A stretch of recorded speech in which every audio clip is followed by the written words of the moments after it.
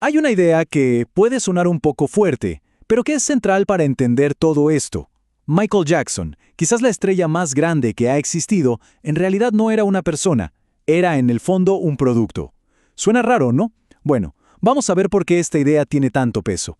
Y es que para entender su historia, ese ascenso increíble y su caída tan trágica, no basta con mirar al hombre. Como dijo el crítico Mark Fisher, Jackson fue un síntoma que había que analizar, un síntoma de fuerzas culturales y económicas muchísimo más grandes que él. Ok, pero ¿síntoma de qué exactamente? Pues de un momento histórico muy pero muy específico. Su figura no apareció de la nada, no fue una casualidad. De alguna manera su existencia fue inevitable. A ver, pongamos las cosas en contexto. La explosión de Thriller no fue para nada una coincidencia. Salió en 1982, justo cuando arrancaba la llamada contrarrevolución neoliberal, con Ronald Reagan en el poder. Esa nueva era que ponía al libre mercado por encima de todo. Y bueno, Thriller se convirtió literalmente en la banda sonora de ese nuevo capitalismo. Jackson era la personificación perfecta del sueño de esa época, el individuo universal, que parece liberado de su historia, de su comunidad, hasta de su raza. Se vendía como una figura que podía trascenderlo todo, y claro, se convirtió en el sujeto ideal para un capitalismo que buscaba ser global, sin fronteras de ningún tipo. Y es justo aquí donde su fama se transformó en algo mucho más grande. Se volvió el motor de una máquina de consumo que cambió las reglas del juego cultural para siempre. De hecho, esto tiene un nombre, Jacksonismo. Así lo llamó el crítico Greil Marcus, y lo definió como el realismo capitalista en forma de entretenimiento. ¿Qué quiere decir esto? Pues que de repente todo era lo mismo. Un video musical, un disco, un comercial, todo se mezcló en un gran paisaje de productos. La línea entre arte y comercio se borró por completo. Y el cambio fue, radical.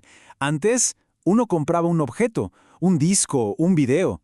Pero la mercantilización llegó a tal punto que la gente empezó a consumir sus propios gestos de consumo. Piénsenlo un segundo. El ser fan, el participar en el fenómeno, eso mismo se convirtió en el producto. Claro, todo esto tuvo un precio, y fue un precio altísimo. El costo de esa inmortalidad en los medios fue convertirse en videoflesh, o sea, carne de video. ¿Qué significa? Básicamente estar muerto en vida. Su imagen pública, su avatar, se comió por completo a la persona de carne y hueso. Así que la consecuencia final del jacksonismo era, digamos, inevitable. El hombre terminó siendo devorado por la misma máquina que él ayudó a construir. Llegó un punto en el que la marca Michael Jackson era infinitamente más grande y poderosa que el hombre Michael Jackson. Él ya no era el artista en el centro de todo. Era solo una pequeña pieza de la hipermercancía que llevaba su propio nombre. Hay una metáfora para describir esto que es potentísima. Se convirtió en un componente bióquico enloqueciendo en medio de una vasta megamáquina multimedia. O sea, una pieza viva humana volviéndose loca dentro de un sistema gigantesco y artificial. Perdió el control, la humanidad. Quedó atrapado.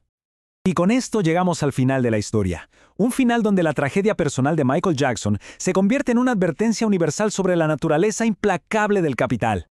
Su destino final, descrito con palabras tan duras como decrépito, desquiciado y arruinado, no fue simplemente una tragedia personal.